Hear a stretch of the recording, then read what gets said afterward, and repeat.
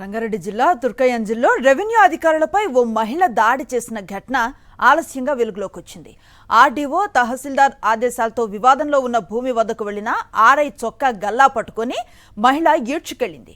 తుర్కయంజిల్లో survey number 338లో 1810 గజాల భూమి విషయంలో వివాదం నెలకొనగా ఆదిపట్ల సిఐ విజ్ఞప్తి మేరకు ఆర్డీఓ సంబంధిత భూమిని ప్రభుత్వ అధీనంలోకి తీసుకోవాలని ఆర్డర్ జారీ చేశారు. అనంతరం అబ్దుల్లాపూర్ మెట్ ఆర్ఐ జీపీఓలను ఉన్నతాధికారులు అక్కడికి పంపించారు.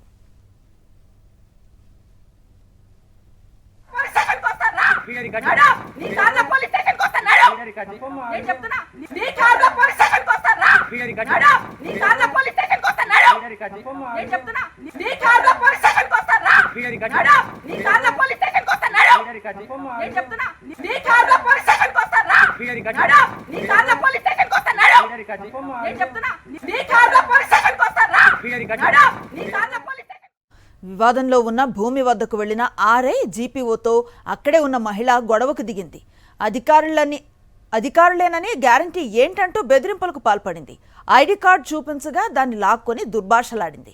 ఉన్నతాధికారుల ఆదేశాల మేరకే వచ్చామని చెప్తున్నా వినకుండా దౌర్జన్యానికి పాల్పడటం స్థానికంగా చర్చనీయాంశంగా మారింది. దాడి చేసి కులం పేరుతో దూషించిన వారిపై చర్యలు తీసుకోవాలని ఆర్ఐ ప్రేమ్ కుమార్, జీపీఓ హనుమంతు ఆదిపట్ల పోలీసులకు ఫిర్యాదు చేశారు.